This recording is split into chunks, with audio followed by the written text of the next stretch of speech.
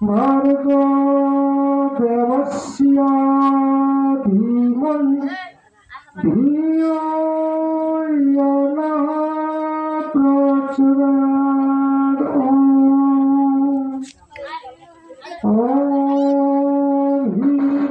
hiranyakava samabhatavagre bhutasya jathatotire kashi Sadadharati Priyam Kasmai Deva Haisavide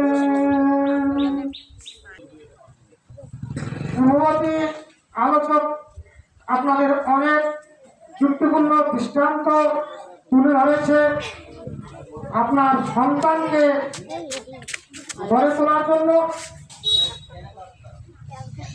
তৎসঙ্গে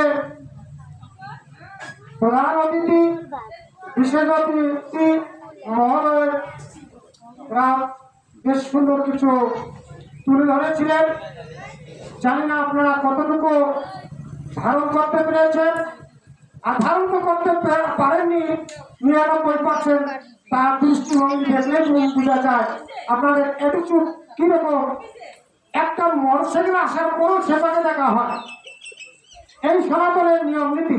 অথচ যদি এখানে একটা কি করা হয়তো, ওই যে মনসা গান বলা হয়তো, অপাত্য ভাষায় কিছু কথাবার্তা হয়তো মনোযোগ দিয়ে মায়েরা শুনত। আর এই সমস্ত গানই হচ্ছে আমাদের সনাতনের ধ্বংসের মূল কারণ।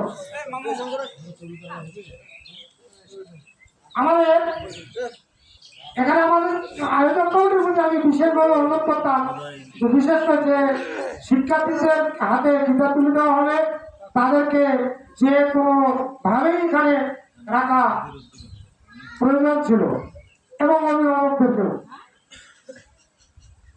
অভিভাবক যদি তার মধ্যে জ্ঞান না পায়, কিভাবে তার সন্তানকে এই আপনাদের গীতা শিক্ষা বিদ্যাপীঠে প্রেরণ করবে? আচ্ছা, মায়েদের উদ্দেশ্যে বলেন তো, জন্মের আগেও সন্তান ধর্মজ্ঞান লাভ করতে পারে কি পারে না? আপনারা কি জানেন? মানে আপনার গর্ভের সন্তান প্রসব করে নেই, এবং তো অবস্থাও জ্ঞান লাভ করতে পারে, এটা কি আপনারা জানেন? আর বাবা সত্য কথা বলেন, না বললে না বলবেন, জানলে বলবেন যে জানি। কি জানেন? জানেন না। খাদ্যদোষের কথা বলেছিল, আর এবং শ্রবণ দোষের কথা আমি বলবো। যে মায়েরা গর্ভবতী, সেই মায়েরা যদি ওই অশালীন গান শ্রবণ করতে চায়, তার সন্তান কদাচ সুসন্তান হতে পারে না। যা প্রমাণ দেয় অর্জুনের পুত্র অভিমন্যু তার মায়ের গর্ভে থাকাকালীন চক্রময়ে প্রবেশ করা কৌশল যুবক কথোপকথন করেছিল অভিমন্যুর মায়ের সাথে। সে তার মায়ের গর্ভের থেকেই অভিমন্যু জানতে পেরেছিল ওই চক্রময়ে প্রবেশ করা, যার জন্য অর্জুনের অনুপস্থিতিতে ওই কুরুক্ষেত্রের মাঠে যুদ্ধ করতে মাঠে নেমেছিল অভিমন্যু। আপনারা বুঝতে পেরেছেন কথাটা আমার? কেমন করে বুঝলেন? একজন গর্ভবতী মা কদাচ ওই সমস্ত গান যদি শুনতে যায়, যতও আপনি ধার্মিক হন, ওই সমস্ত অশ্লীল ভাষা আপনি প্রত্যাহার করতে পারবেন না আপনার সন্তানের কাছ থেকে, যা প্রমাণ তাহলে মহাবল মিথ্যা। আমাদের সনাতন ধর্মের ওই সমস্ত গান আর ওই সমস্ত পদাবলী, যে ভগবান শ্রীকৃষ্ণকে আমরা শ্রদ্ধা করি, সে ভগবান শ্রীকৃষ্ণের নিত্যই পূজা করি, গুণ কীর্তন করি, সেই সেই ভগবান শ্রীকৃষ্ণের উৎসাহ হয় ওই সমস্ত পদাবলী কীর্তনে। সেখানে বলা হচ্ছে একটা হচ্ছে নলিচোর, অস্ত্র হরণকারী এবং ধর্ষক বলে অনেক ধরনের উৎসাহ ওই আমাদের ভগবান শ্রীকৃষ্ণের। আর সেখানে লক্ষ লক্ষ টাকা দিয়ে ওই সমস্ত পদাবলী কীর্তনকে আনা হয়। আর আজকে এখানে গীতা স্কুল ফেরত জ্ঞান দেওয়ার জন্য একটা ডাক দিয়েছে, সেখানে কোনো শ্রোতাই পাওয়া যায় না। এমনই অবস্থা সনাতনের কুকর্মের দিকে ধাবিত। আমি শঙ্করের একটি কথার উপরে সর্বোচ্চ আগায় জল না দেওয়াই ভালো, আগে করে জল দেয়। কেন সন্তানদের এত বড় কটাক্ষ করা নয়। এখন চারিবর্ণের মধ্যে আমাদের মেথর, মুচি, ডোম, বাদিয়া, তাদের বাড়িতে কি তুলসী গাছ নেই? আছে কিনা? কথা বলেন না কেন বাবা? আছে। তারা কি যীশু খ্রিস্টের নাম নেয়? ভক্তির নাম নেয়? কার নাম নেয়? ভগবানের নাম নেয়। হয় ভগবান, নতুবা দেখা গেল কালী, দুর্গা, মহাদেব, কৃষ্ণ, রাম, যে কোনো একটা নাম নেয়। অথচ তাদের বাড়িতে খাওয়া যায় না, আর চাঁদের বাড়িতে নিত্য এবং সেখানে খেয়ে শরীরে কলার জমিয়ে করতেছে কি? আমি ওখানকার অতিথি ছিলাম। বড় কথা হচ্ছে আমাদের নেতারা এদেরকে অনুকরণ করে সাধারণ মানুষ আজকে আমাদের সনাতন ধর্মটাকে কলুষিত করেছে। তারাই যখন খাচ্ছে যে ওই অমুক নেতা খাইলো, আমার খেতে আপত্তি কোথায়? অমুক বড় লোক খাইলো, আমার খেতে আপত্তি কোথায়? ভুল বলছি? অথচ তারা শুনলে খেতে যাবে, ওইটার জন্য আনা হয়েছে। আর বাবা এটা তুললাম কেন? এই উদাহরণটা তুললাম কেন? আমার সন্তানকে আগে নয়, আগে আমি সংশোধন হব, তারপরে আমি সন্তানকে সংশোধন করব। অতএব আজ থেকে যদি আমি প্রতিজ্ঞাবদ্ধ হই, আমরা যার স্থান সেখান পর্যন্ত তাকে স্থান দেব। আগে প্রায় 80% হিন্দু কি ছিল, বাইরে একটা করে কি ছিল, ঘর ছিল, বসার ঘর ছিল, ওটাকে আড়ালখানা বলা হয়তো, টং বলা হয়তো। ওইখানে বসে আলোচনা করা হয়তো। বাইরের লোকের ভিতরে প্রবেশের কোনো বিধান ছিল না। এই বিধানটা যখন এদিকে চলে গেছে, তখন থেকে আমাদের ওই সমস্ত পশু প্রবেশ করে ধ্বংসের জন্য তারা ছুটি করেছে। তাই আমরা কি করব? আমাদের ওই সমস্ত থেকে যদি আমরা দূরে সরে আসি, তবে আমরা কি হব? আমাদের সনাতন ধর্মে ক্ষয় থেকে রোধ হব।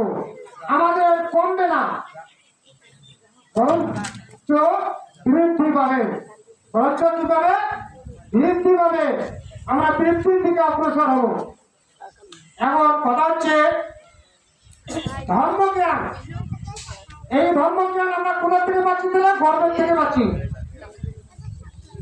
মায়েদের উদ্দেশ্য কোথা থেকে পাচ্ছি? গর্বের থেকে পাচ্ছি, তাই না? এই জন্য আমাদের ধর্মে কি রয়েছে? আমাদের ধর্মে সবসময় একটা গর্ভবতী মা 7 মাস হওয়ার পর থেকে তাকে কি করতে হবে? ধর্মীয় শাস্ত্র অধ্যয়ন করতে হবে, ধর্মীয় আলোচনা শুনতে হবে। পাশ্চাত্য ধর্মে দেখা যায় তারা গর্ভবতীদের তাদেরকে নিত্যই প্রাণ তেলাওয়াত করা হয়। তার কারণ ওই জ্ঞানিত হয় বিধায় তাদের মধ্যে কনভার্ট কম হয়, আর আমাদের তা হয় না। আমরা শুরুতে ভুল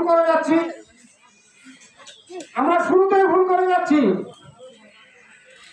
একটি গল্প বলি। পিতা অভিশাপ পুত্রকে লাগে, তাই না? পুত্রের অভিশাপ পিতাকে লাগে কিনা বলেন? কাহর মুনি পুত্র হচ্ছে অষ্টাবক্র মুনি। কাহর মুনির পুত্রকে অষ্টাবক্র মুনি। এই অষ্টাবক্র মুনি যখন তার মায়ের গর্ভে ছিল, এমতো অবস্থায় কাহর মুনি বেদ পাঠ করিতেছে। গর্ভের থেকেই অষ্টাবক্র মুনি বলিতেছে, হে পিতৃদেব, তোমার বেদ পাঠ ভুল হচ্ছে। তখন কাহর মুনি বলেছিল, হে পুত্র, তুমি এখনো গর্ভমুক্ত হও নাই, তুমি এখন এই দুনিয়াতে আসো নাই, অথচ পিতার ভুল ধরতেছ, তোমাকে আমি অভিশাপ দেব। তখন বলেছিল অষ্টাবক্র মুনি বলেছিল, হে পিতৃদেব, তোমার অভিশাপ প্রতিফলিত হবে, আমারও অভিশাপ থাকবে, এই পুত্র ব্যতীত তুমি মুক্তি পাবে না। কি হলো? পিতার অভিশাপ ছিল তাকে 8টা ভাগ হিসেবে জন্মগ্রহণ করবে, তাই 8টা ভাগ হিসেবে জন্মগ্রহণ করলো। এদিকে অষ্টাবক্র মুনির পূর্ণ বয়স প্রাপ্ত হচ্ছে। এমনই সময় মিথিলা রাজা জনক রাজ্যময় রোল পিটিয়ে দিল যে আমাদের একজন রাজপুরোহিতের প্রয়োজন। সে রাজপুরোহিত যদি আমাকে শাস্ত্র তর্কে পরাজিত করতে পারে, তাকে আমি রাজপুরোহিত নিয়োজিত করব। আর যে আমার সাথে শাস্ত্র তর্কে এসে পরাজিত হবে, তাকে আমি শাস্তি প্রদান করব। কেন বলেছিলেন? এই রাজা জনক ছিল ক্ষত্রিয়, তিনি ছিলেন ব্রহ্মবিদ। আর এই ব্রহ্মবিদ, একজন শাস্ত্রজ্ঞ পুরোহিত তার রাজদরবারে রাখতে চেয়েছিলেন, কিন্তু কিছু ধনাধারী পুরোহিত হিসাবে তার রাজ্যে চষিয়ে বেড়াতো, তাদের পরীক্ষার জন্য তিনি এই সমনটা জারি করেছিলেন। তাই একের পর এক ব্রাহ্মণ মহোদয়রা তাকে শাস্ত্র তর্কে পরাজিত করতে না পেরে তার শাস্তি ভোগ করতে হয়েছিল। শেষ পর্যায়ে চলে গেলেন কাহর মুনি। অষ্টাবক্র মুনির পিতা চলে গেলেন, তিনিও শাস্ত্র তর্কে পরাজিত হয়েছিলেন। তাই তাকে কি করেছিল? করুণ দেশে জলের মধ্যে ডুবিয়ে রেখেছিল। তিনি ধ্যান যোগে দেখতে পেলেন অষ্টাবক্র মুনি তার পিতাকে জলের মধ্যে ডুবে রেখেছে। মিথিলা রাজা জনক তিনি রাজদরবারে গেলেন। রাজদরবারে যাওয়ার পরে রাজপ্রহরীকে বললেন, রাজাকে বলো একজন ব্রাহ্মণ সন্তান তার সাথে সাক্ষাৎ করতে চায়। রাজাকে রাজপ্রহরী যা বলার পরে তাকে অনুমতি দেওয়া হয়। রাজার সামনে দণ্ডায়মান হওয়ার পরে অষ্টাবক্র মুনিকে বলেছিল, রাজা জনক বলেছিল, হে ব্রাহ্মণ পুত্র, তোমার সে কত বয়স্ক বৃদ্ধরা আমার কাছে পরাজিত হয়ে আজ শাস্তি ভোগ করিতেছে, তুমি তোমার গৃহে ফিরে যাও। তখন অষ্টাবক্র মুনি বলেছিল, আপনার প্রতিজ্ঞা স্মরণ করুন, আপনি যে প্রতিজ্ঞা করেছেন সেই প্রতিজ্ঞা অনুযায়ী আমার সাথে কথা বলো। তখন বাধ্য হয়ে শাস্ত্র তর্কে কথোপকথন শুরু হয়। অষ্টাবক্র মুনির কাছে পরাজিত হয় রাজা জনক। তখন রাজা জনক বলেছিল, হে ব্রাহ্মণ বালক, তুমি কি চাও? আমার রাজ্যের অর্ধেক তোমাকে দিচ্ছি। কাজে না, ব্রাহ্মণের কোনদিনের জন্য ওই রাজ্যের মোহ থাকে না, ব্রাহ্মণেরা কোনদিন সম্পদের লোভ করে না। ওই ব্রাহ্মণের সাথে বর্তমান ব্রাহ্মণের তফাৎ কতটুকু আপনারা পরিলক্ষিত করুন। তখন বলেছিল, তুমি কি চাও? যে আমার পূর্বে যাকে এখানে আপনি শাস্ত্র তর্কে পরাজিত করে শাস্তি প্রদান করেছিল তাকে আমি চাই, তবে তাকে তো দেওয়া সম্ভব হবে না। তখন বলেছিল অষ্টাবক্র মুনি, আমি আপনাকে অভিশাপ প্রদান করব। সেই অভিশাপকে রক্ষা করার জন্য বরুণ দেবের স্তুতি করে কাহর মুনিকে সেই রাজ দরবারে উপস্থিত করে। তখন কাহর মুনি জানতে পেরেছিল যে আমার পুত্রের সেই দিন যদি ওই কথাটাকে আমি ধরে নিতাম, তাহলে আজকে এই যুদ্ধটা করতে হইতো না। আপনারা কি বুঝা পেয়েছেন? এখন পিতাকেও আবার পুত্রের অভিশাপ লাগে।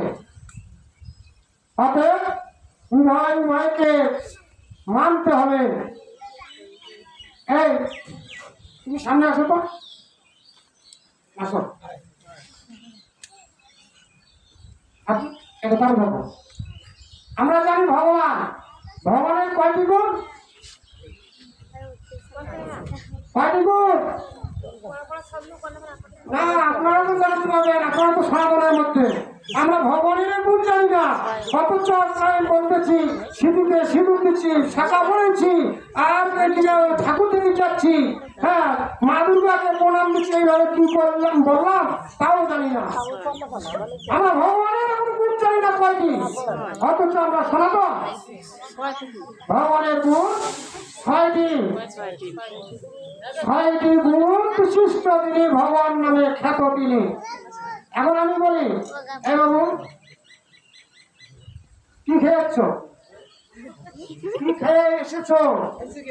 খাইছো কি? হ্যাঁ কি খেয়েছ? আরে বাবা কি খেয়েছ? ভাত। এই ভাতটা কোথায় পেয়েছো? ভাতটা তোমাকে দিয়েছে কে? মা কোথায় পেয়েছে? তোমার বাবা দিয়েছে, তাই না? কথা সাহস করে, এটা কি? এটা তোমার গায়ে গেঞ্জি, এটা হচ্ছে তোমার বস্ত্র, এটা কে দিয়েছে? তুমি কিনছো? বাবা দিয়েছে। তুমি যে স্কুলে যাও, স্কুলে যাওয়ার লেখাপড়ার খরচ কে দেয়? বাবা দেয়। তুমি যে বাড়িতে থাকো, সেখানে থাকার জায়গাটা কে দিয়েছে? তোমার বাবা দিয়েছে। তোমার যখন অসুখ হয় তখন তোমার চিকিৎসা কে দেয়? বাবা মা। আচ্ছা, এই পুকুরটাতে প্রথম জল আছে, এখানে অনেক লোক আমরা আছি, তোমার বাবাও আছে, তুমি সাঁতার জানো না, ওই পুকুরে ডুবেছ কি হাবুডুবু খাচ্ছ, প্রথম তোমাকে রক্ষা করার জন্য কে যাবে? তোমার বন্ধু কে যাবে? তোমার বাবা, তাই না? এই যে আমাদের মৌলিক অধিকার কয়টি? আপনারা তো স্কুল যান, তাই না? কোন ক্লাসে পড়ো?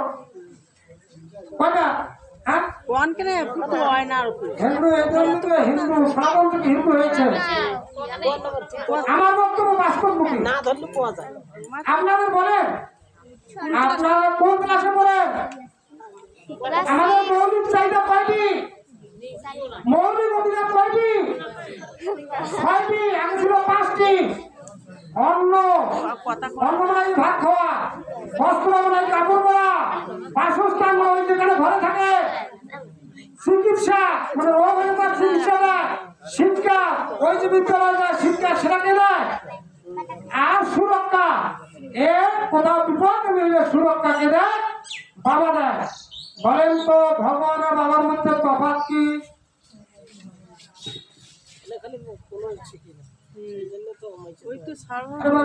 বলেন না কেন? ভগবান আর বাবার মধ্যে তফাৎ কি? এর কাছে বাবা হচ্ছে ভগবান। কি ভগবান? জ্যান্ত ভগবান।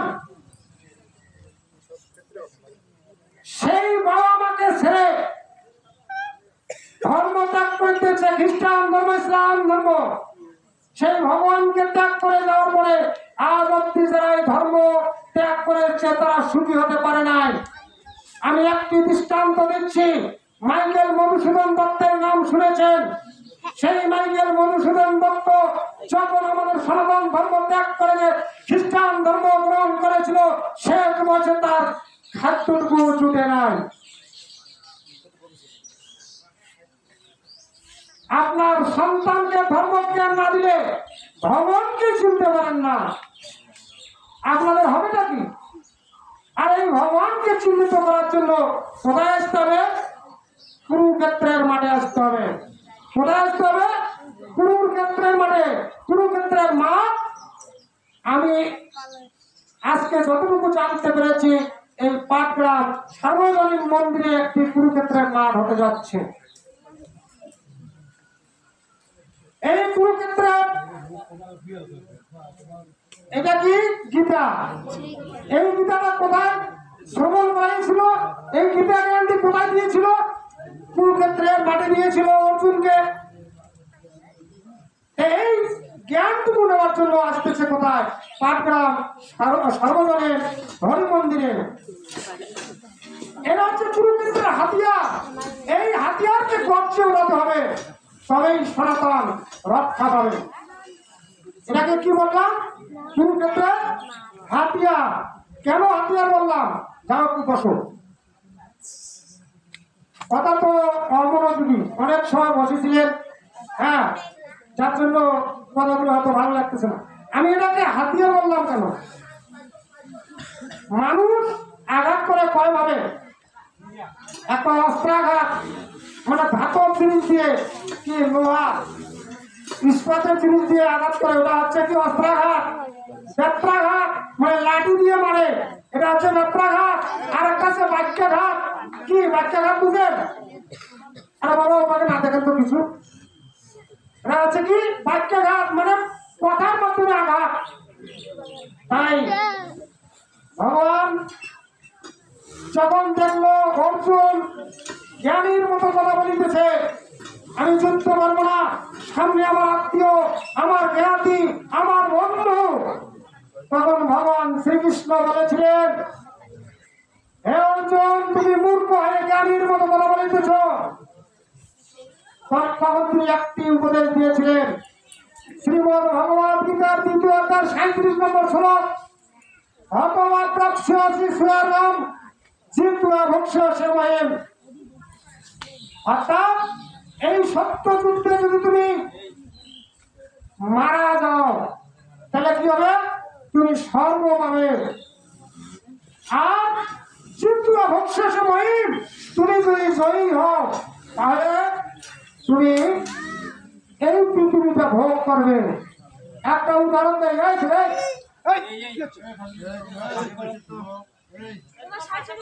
আপনার এই মন্দির কোন দুষ্কৃতী ব্যক্তি ভাঙতে যাচ্ছে, পুড়ে দিতে যাচ্ছে, আপনি এই মন্দিরকে রক্ষা করার জন্য যদি আপনার জীবন যায়, আপনি স্বর্গ পাবেন। অনেক অপরাধ করেছেন, অনেক পাপ করেছেন, অতএব এরপরে ওই মন্দির রক্ষার জন্য যদি তোমার জীবন যায়, তুমি স্বর্গে যাবে। আর যদি এই মন্দির রক্ষা করতে পারো, ওই সমস্ত শত্রুকে প্রতিহত করতে পারো, তবে ওই মন্দিরের সেবা পূজা করতে পারবে।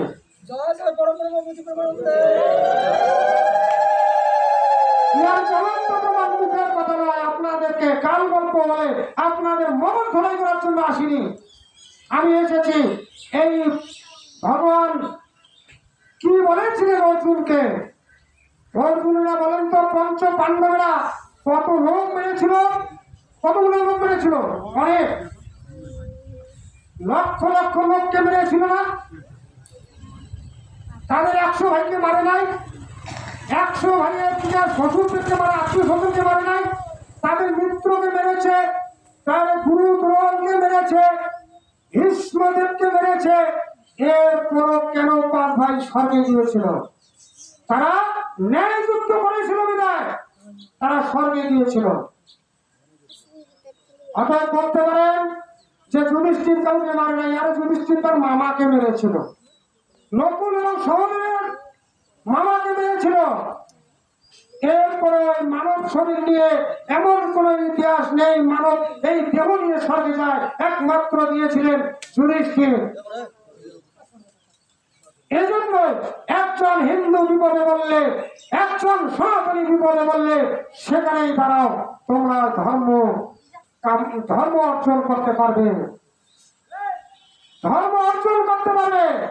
একজন এর সাথে আমার কি হলো, বিভেদ হয়েছে, ঘর বাড়ি ভাঙছে, ভাঙুক, আমার যাওয়ার প্রয়োজন নেই। অতএব আপনার অনেক ধর্ম করেছেন, আপনি নরক আপনার জন্য বরাদ্দ, আপনার স্বর্গ হবে না। প্রমাণ আমাদের শ্রীমদ ভগবদ গীতা সুন্দর ভাবে বলেছেন। আমাদের কি হতে হবে? লড়াই করে বাঁচতে হবে। সনাতন ধর্মটা হচ্ছে লড়াইয়ের ধর্ম। এই সনাতন ধর্মের জন্য লড়াই করার জন্য যুগে যুগে এসেছিল রামচন্দ্র, এসেছিল ভগবান শ্রীকৃষ্ণ, এসেছিল হিরণ্য, এসেছিল তোমার পূর্ব অবতার, বরাহ অবতার, নৃসিংহ অবতার, তুমি অনেক ভগবান এসেছিল। তারা লড়াই করে এই সনাতন ধর্মের অস্তিত্বকে টিকে রেখেছে। আর আমরা সনাতন নামের কুলাঙ্গার হয়ে আছি। আমরা একে অপরের সাথে একসাথে খাই না, তাহলে আমরা কি বেদ মানতেছি? বেদে বলা হয়েছে দশম ঋগ্বেদের দশম মন্ডলের 191 সূত্রের 2 নম্বর মন্ত্রে বলা হয়েছে সংগচ্ছতম সংবদন্তম সংবমনঞ্চি জানতাম হে বা ভাগমীয়তা পূর্বে সঞ্জানানা উপাসতে হে উপাসককারীরা তোমরা একত্রিত হও তোমরা সমবেত হয়ে তোমরা প্রার্থনা করো। তাকে বলছে সমবেত হয়ে। এখানে তো বলা হয় নাই যে ব্রাহ্মণ ক্ষত্রিয় বৈশ্য শূদ্র তোমরা আলাদা আলাদা ভাবে তোমরা প্রার্থনা করো, তোমরা আলাদা আলাদা ভাবে সংবদ্ধ হও। এখানে তো সকল মানবকে বলা হয়েছে তোমরা একত্রিত হও, একত্রে স্তব করো, একত্রে তোমরা ভোজন করো। এই মন্ত্রে বলা হয়েছে প্রাচীনকালে দেবতারা যেমন একসাথে যজ্ঞের ভাগ গ্রহণ করে তদ্রূপ তোমরাও একসাথে ভগবান যজ্ঞের প্রসাদ ভক্ষণ করো। অথচ এখানে যদি একজন দাদিয়া আছে নাতর আছে তাকে আলাদা জায়গা দেওয়া হয়, তাহলে আমরা কি বেদ মানলাম? দেবতার মধ্যে কি ব্রাহ্মণ ক্ষত্রিয় বৈশ্য শূদ্র নেই? পুষা দেবতা তো হচ্ছে শূদ্র দেবতা। এবং যদি আমরা বলি বিশ্বকর্মা, উনি কোন জায়গাতে পড়ে যায়? উনি কোন দেবতাতে পড়ে যায়? তাহলে আপনারা বুঝুন, দেবতার মধ্যে যদি বর্ণভেদ থাকে, বর্ণভেদ থাকে না, তারা যদি একত্রে যদি ভোজন করতে পারে, আর আমাদের মানব জন্ম হয়ে আমরা ভোজন করতে পারি না। অতএব আপনারা কি হবে? আমরা কি বর্ণ নিয়ে জন্মগ্রহণ করেছি? প্রমাণ কি আপনার বলেন? আপনার সন্তান এখানে যদি আসে, এই দুটা স্কুলে আসে, তখন আপনাদের 14 অধ্যায়ের 15 নম্বর শ্লোকে বলা হয়েছে রজসী প্রলয়ম যত্ত্বা কর্মসংঘীষু জায়তে ও কত প্রবীর তমসি মূঢ়য়নসু জায়তে। জীব রজগুণ ভাবাপন্ন অবস্থায় তমাসক্ত হয়ে মৃত্যু হলে মনুষ্য কুলে জন্মগ্রহণ করে। এখানে তো বলা হলো মনুষ্য কুলটা কোথা থেকে আসে? আপনার ঘরে দিতে আছে। আমি যদি এটা ভুল ব্যাখ্যা দিয়ে থেকে আমাকে ডাকবেন, আমি এটা নিয়ে লড়বো। এখানে বলা হয়েছে রজগুণ ভাবাপন্ন অবস্থায় যদি জীব মারা যায়, সেটা গরু হোক আর যেই হোক, একটা গরু তো রক্ষা করতে পারে, একটা কুকুরও তো আমাদের রক্ষা করতে পারে। মন্দির এমন আছে না, একজন প্রভু ভক্ত কুকুরকে যদি আমরা পুষি, তাহলে ওই গৃহটাতে চোর কি প্রবেশ করতে পারে? পারে না। ও সত্যনিষ্ঠের জন্য যদি একটা কাজ করে যায়, হয়তো পরজন্মে সে মনুষ্য জন্ম পাবে। যার প্রমাণ শ্রীমদ ভগবত গীতার 14 অধ্যায় 15 নম্বর শ্লোকে বলা হয়েছে জীব যদি রজগুণ ভাবাপন্ন অবস্থায় মারা যায়, তবে পরবর্তীতে মনুষ্য কুলে জন্মগ্রহণ করে। আর এই মনুষ্য কুল, এই রজগুণ থেকে আমরা শতগুণ উন্নতি হতে পারি এবং তমগুণেও ধাবিত হতে পারি। এখান থেকে বর্ণের নির্বাচন করতে হবে। তাই আমরা যখন ক্ষত্রিয়রা ব্যবসা করতে যাই, তখন কি আমরা কি কোন বর্ণতে করি? আমরা ক্ষত্রিয়রা কি ব্যবসা করি না? আমরা চাষ করি না, নিজে হাল বই না? আমরা রাজা, আমরা তো যারা রাজা ছিল তারা তো হাল বই জানি, জমি থাকতে পারে। হ্যাঁ, তার তো রাজত্ব করেছিল, অতএব তারা রাজার ভূমিকায় ছিল। কিন্তু আমরা জমি কর্ষণ করি, আমরা ব্যবসা করি, আমরা বর্ষণে করি কিনা? আমার সন্তান একটু আগে বলেছিল শঙ্কর আমার ছেলেকে ইঞ্জিনিয়ার করাবো, আমার ছেলেকে ডাক্তারি করাবো। আরে বাবা, আপনার ছেলে বিসিএস স্বাস্থ্য বিসিএস, অর্থাৎ সে ডাক্তার পেশা, অর্থাৎ একটা মেধারও সে সেবা করে, সে সূত্রের চেয়ে নিম্নতম সূত্রে আপনি পরিণত করলেন। অথচ বলতেছেন আমার ছেলে ডাক্তার। বলেন ডাক্তাররা কোন সেবার মধ্যে পড়ে, কোন বর্ণের মধ্যে পড়ে? কোন বর্ণ তার নেই, কোন জাতি নেই, সকল জাতি গোষ্ঠী বর্ণের সেবা করে। সেবা কর্মটা তো শুনবে।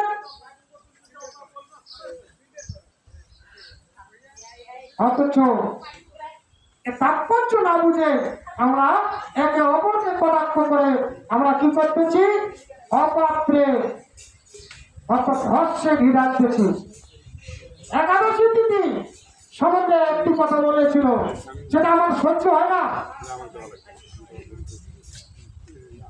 সেটা কি বলেছিল?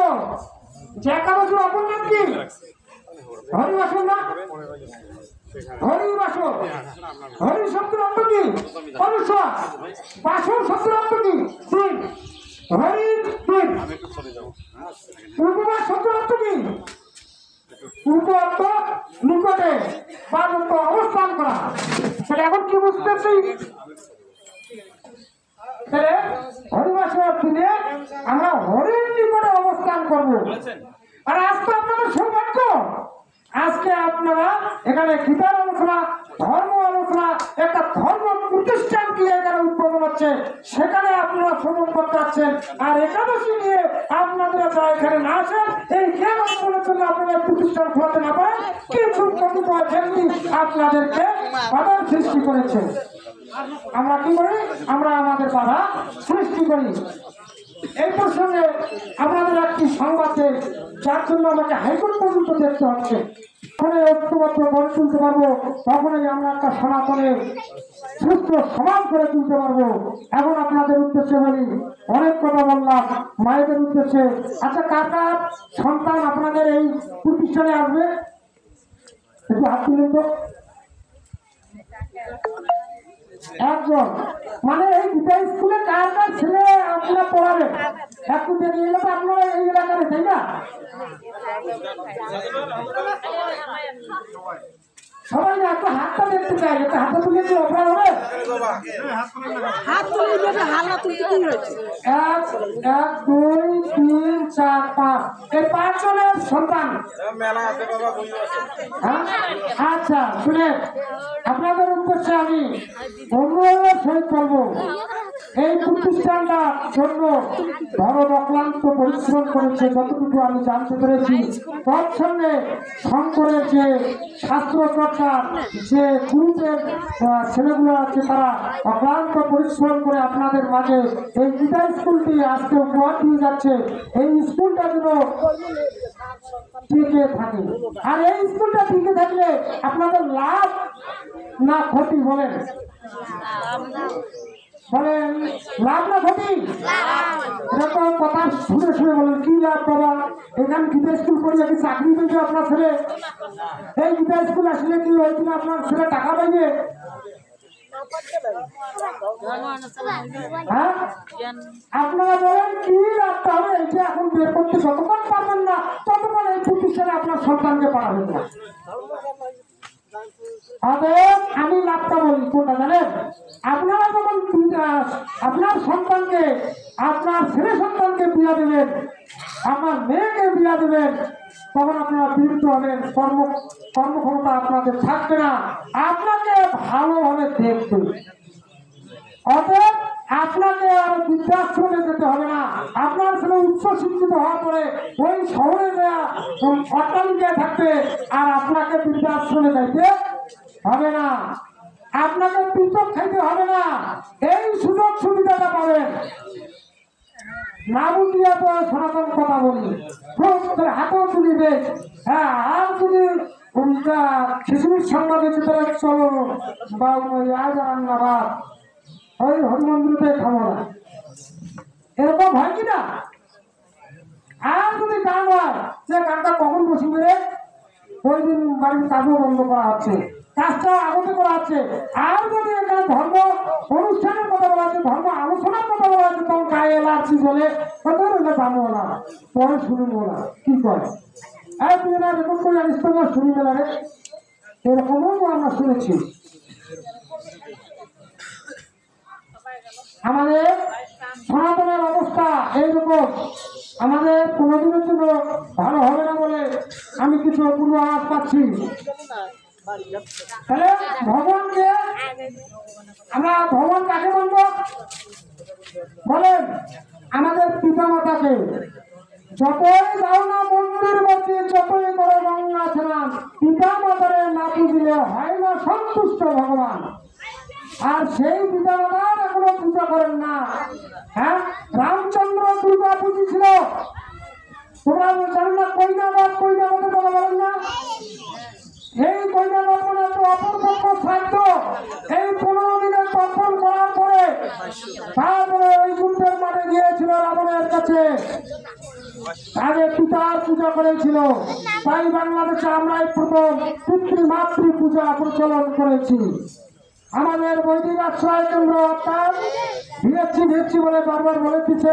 এই বৈদিক আশ্রয় কেন্দ্রে আমরা পঞ্চমী তিথিতে আমরা পিতৃমাতৃ পূজার প্রচলন করেছি বাংলাদেশে।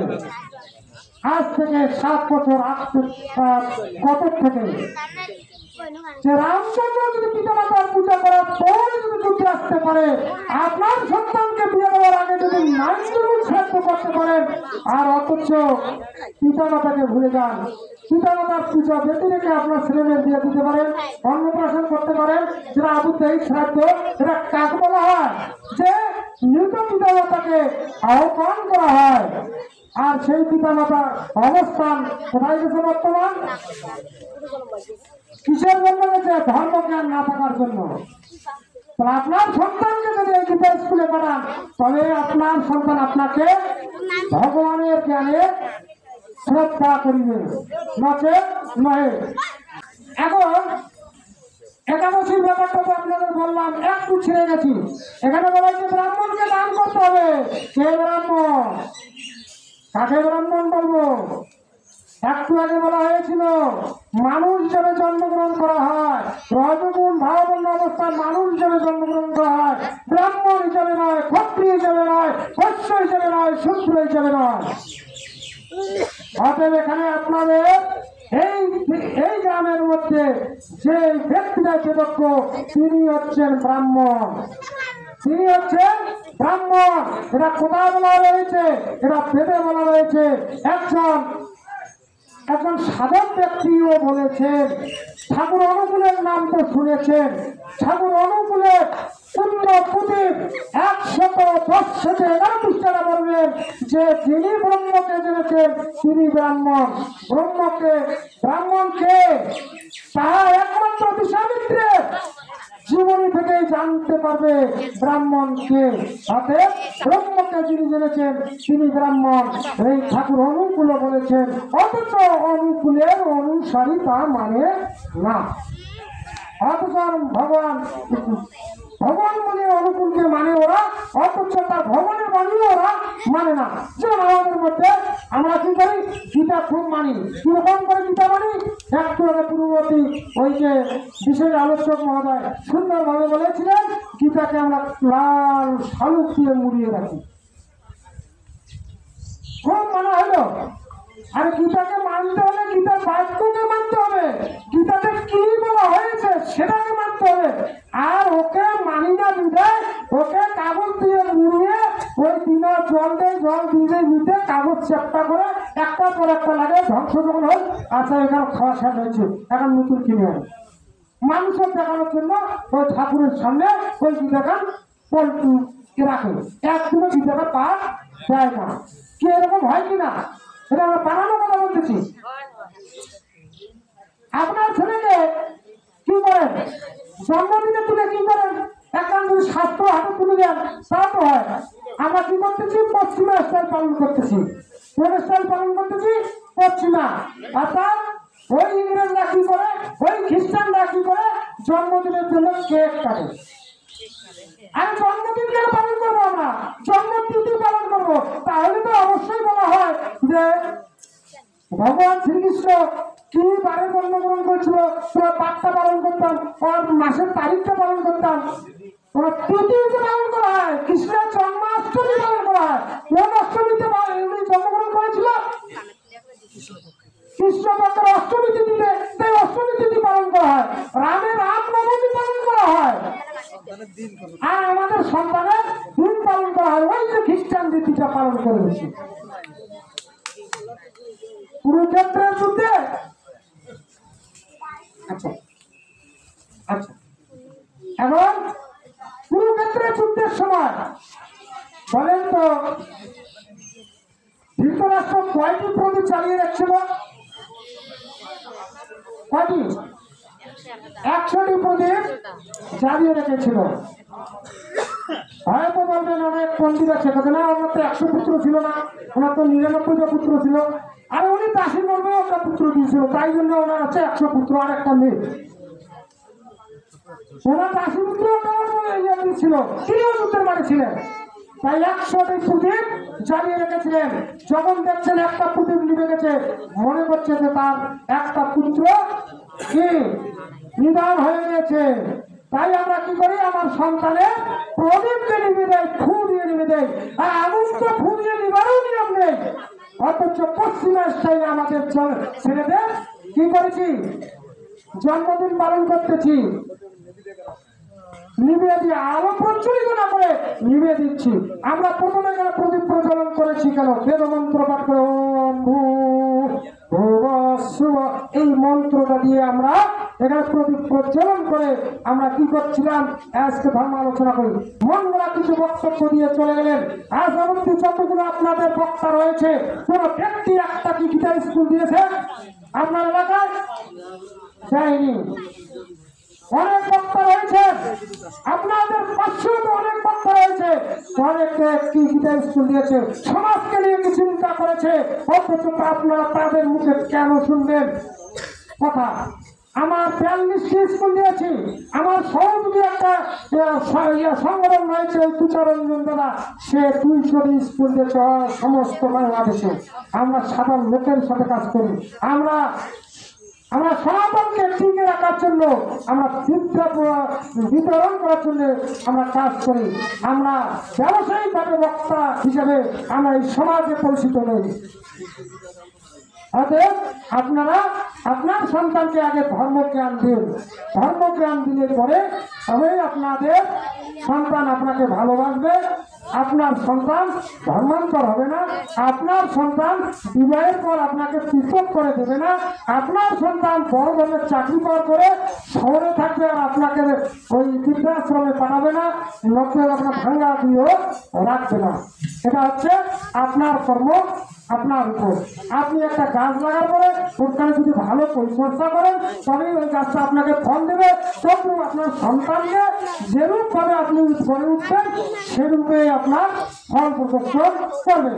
আপনাকে বলবে আমাকে কি ধর্মজ্ঞান দিয়েছ যে তার জন্য আপনাকে আমি সেবা পূজা করবো? এটা তো ন্যায্য কথা। যাই হোক, অনেক কথা বলেছি। আপনাদের গীতা স্কুল যদি এখানে চলে, আমি একটু অন্য জায়গায় হয়তো আপনার বাড়িতে একটা বড় অনুষ্ঠান হচ্ছে, আপনার বাড়ি পাশ দিয়ে যাচ্ছি, আপনার বাড়ি কিন্তু আমি খাবো না, বিনা নিমন্ত্রণে। আমি বিনা নিমন্ত্রণে আসি গীতা স্কুল। কার স্কুল দেওয়া যায়, কে স্কুল দিচ্ছে, ওখানে আপনাদের নিমন্ত্রণ দেওয়ার প্রয়োজন পড়ে না। আমি ওই স্কুল একটু দেখতে যাই। অথচ অনেক নেতা আছে আমাদের ধর্মে, অনেক সংগঠন, অনেক নেতা রয়েছে, তারাও কিন্তু আমাদের সমাজকে নিয়ে ভাবে না, আমাদের সন্তানকে নিয়ে ভাবে না। এবং কিছু কিছু নেতা রয়েছে অক্লান্ত পরিশ্রম করতেছে। হ্যাঁ, সবাই এক ধরনের আবার নয়, আমরা তাদেরকে প্রায়োরিটি দেব, তবেই আমার সনাতনটা টিকে থাকবে। সকলের উদ্দেশ্যে আমি বেদমন্ত্রের মাধ্যমে শান্তি প্রার্থনা করে আমার আলোচনা এখানে শেষ করছি।